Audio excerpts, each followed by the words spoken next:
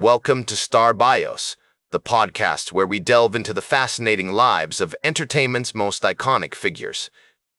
Today, we're going to embark on a captivating journey through the extraordinary life of Frank Zappa, a true original, a musician, composer, satirist, and provocateur who left an indelible mark on the world of music and beyond. Born on December 21, 1940, in Baltimore, Maryland, Frank Vincent Zappa was the oldest of four children to Francis Zappa, a chemist and mathematician with a passion for precision and problem-solving, and Rose Marie Zappa, a homemaker with a warm heart and a love for music. The family's early years were marked by frequent moves, as his father's work in the defense industry took them to various parts of the country, from Maryland to California, and even a stint in Florida. This nomadic upbringing would later influence Zappa's eclectic and adaptable approach to music, as he absorbed diverse sounds, styles, and cultural influences along the way. The Zappas eventually settled in San Diego, California, where Frank spent most of his formative years surrounded by the sun-kissed landscape and vibrant cultural scene of Southern California. His childhood was a fascinating mix of strict discipline and creative encouragement, as his parents navigated the challenges of raising a curious and artistic child. His father, a devout Catholic with strong traditional values, imposed a rigid household routine, complete with daily prayers and chores, while his mother nurtured Frank's early interest in music, exposing him to a wide range of genres, from classical to jazz and blues. Young Frank's fascination with music was further sparked by the R&B and doo-wop sounds emanating from the local radio stations, as he spent hours listening to the likes of Johnny Guitar, Watson, Clarence Gatemouth Brown, and the Platters. He was captivated by the complex harmonies, infectious rhythms, and raw energy of these artists, developing an ear for musical innovation that would later become a hallmark of his own compositions. As he delved deeper into the world of music, Frank began to explore the works of classical composers like Igor Stravinsky and Bela Bartok, drawn to their experimental approach to sound and structure. As a teenager, Zappa attended Grossmont High School in La Mesa, California, where he met his future collaborator and friend, Don Preston. It was during this period that Frank began to explore his passion for composition, writing his first pieces for orchestra and experimenting with homemade recordings using a tape recorder and a piano. His early influences ranged from the avant-garde works of Edgard Varese and Anton Webern to the rock and roll of Elvis Presley and Chuck Berry, as he sought to merge the boundaries between high art and popular music. The 1950s were a transformative time for American culture, with the rise of suburbanization, consumerism, and social conformity. Frank Zappa's early years were shaped by this backdrop of post-war prosperity and the merging counterculture, as he navigated the complexities of adolescence amidst the conformity of middle-class America. His parents, though traditional in many ways, encouraged his individuality and supported his artistic pursuits, even as they struggled to understand the unconventional path he was choosing. This tension between creative expression and societal expectations would become a recurring theme throughout Zappa's life, as he continually pushed against the boundaries of what was deemed acceptable. As Frank entered his late teens, he became increasingly fascinated with the world of experimental music and the possibilities of electronic composition. He spent hours reading about the latest developments in musique concrète and tape music, teaching himself the basics of recording techniques and sound manipulation. This autodidactic approach would serve him well in his future endeavors, as he continually pushed the boundaries of what was possible in the recording studio, experimenting with innovative production techniques and collaborating with like-minded musicians. The year 1957 marked a significant turning point in Frank's life, as he met his first wife, Kay Sherman, and began to develop his skills as a guitarist and composer. He formed his first band, the Blackouts, with Don Preston and started performing at local venues, honing his stage presence and testing the limits of his musical creativity. It was during this period that Zappa's unique blend of humor, satire, and social commentary began to take shape, laying the groundwork for the provocative and innovative artist he would become. As he took the stage, Frank's irreverent wit and sharp observations on American culture resonated with audiences, setting him apart from his contemporaries and establishing him as a bold new voice in the music world. The seeds of his revolutionary approach to music were sown in these formative years, as he absorbed the diverse influences of his childhood and began to forge his own distinctive voice. As Frank Zappa's musical career gained momentum, he formed the Mothers of Invention in 1964, a band that would become synonymous with his eclectic and innovative style. With members like Don Preston, Ray Collins, and Roy Estrada, the Mothers of Invention embarked on a journey that would take them to the forefront of the 1960s counterculture movement. Their first album, Freak Out, released in June 1966, was a groundbreaking double album that showcased Zappa's unique blend of rock, jazz, and classical music, with songs like Trouble Every Day and Hungry Freaks, Daddy offering scathing critiques of American society. The album's raw energy and biting satire resonated with the growing counterculture movement, as young people began to question authority and challenge social norms. The Mothers of Invention's early years were marked by a series of notable performances, including their residency at the Garrick Theater in New York City, where they played for 6 months in 1967. This period saw the band develop a loyal following and hone their stage presence, with Zappa's sharp wit and satire becoming an integral part of their live shows. As Zappa recalled, "We were trying to do something that was a little bit different, a little bit more interesting than just playing the same old songs every night." This commitment to innovation and experimentation would become a hallmark of Zappa's career, as he continually pushed the boundaries of what was possible in popular music. One notable performance during this period was their show at the Fillmore East in New York City, where they shared the bill with other iconic acts like the Grateful Dead and Jefferson Airplane. The Mothers of Invention set was marked by its intensity and unpredictability, with Zappa's virtuosic guitar playing and biting social commentary, leaving a lasting impression on the audience. In 1968, the Mothers of Invention released their second album, Absolutely Free, which featured songs like Plastic People and Status Back Baby. This album further solidified Zappa's reputation as a bold and uncompromising artist, willing to tackle topics like social conformity and political hypocrisy. The same year, Zappa also released his first solo album, Leather, although it would not be widely available until 1996 due to a dispute with his record label.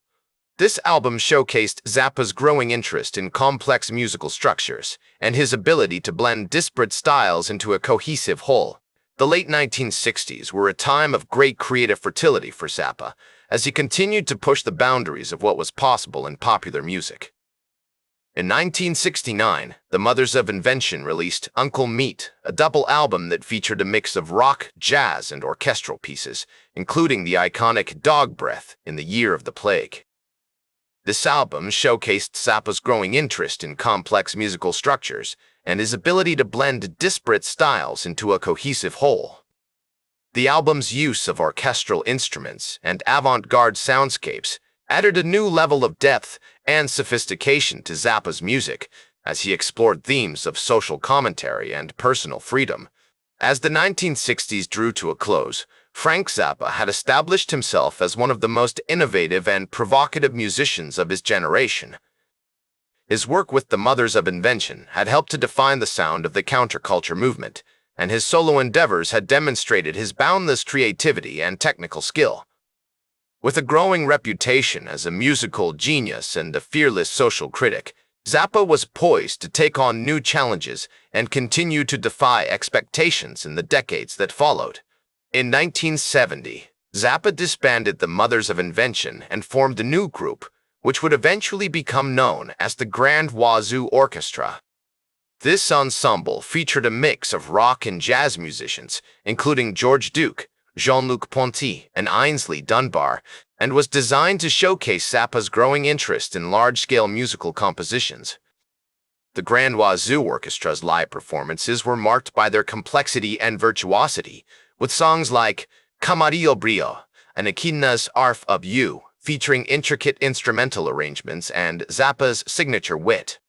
One notable performance during this period was their show at the Hollywood Bowl, where they performed a sprawling set that included orchestral pieces, jazz improvisations, and rock songs. The audience was wowed by the band's technical prowess and Zappa's innovative compositions as he pushed the boundaries of what was possible in live music. As one reviewer noted, the Grand Wazoo Orchestra was like nothing I'd ever seen before. It was like a symphony orchestra, a jazz band, and a rock group all rolled into one. The early 1970s saw Zappa release a string of innovative albums, including Weasel's Ripped My Flesh and Chunga's Revenge. These albums showcased Zappa's growing interest in complex musical structures and his ability to blend disparate styles into a cohesive whole. The albums also featured some of Zappa's most biting social commentary as he tackled topics like politics, religion, and social conformity. As the 1970s progressed, Frank Zappa continued to push the boundaries of music, incorporating an array of styles and themes into his work.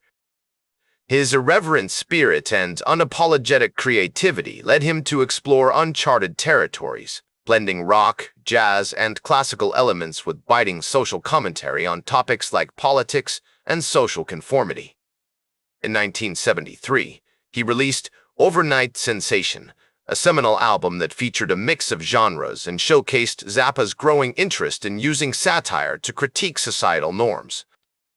The album's intricate compositions, coupled with its thought-provoking lyrics, solidified Zappa's reputation as a master musician and composer.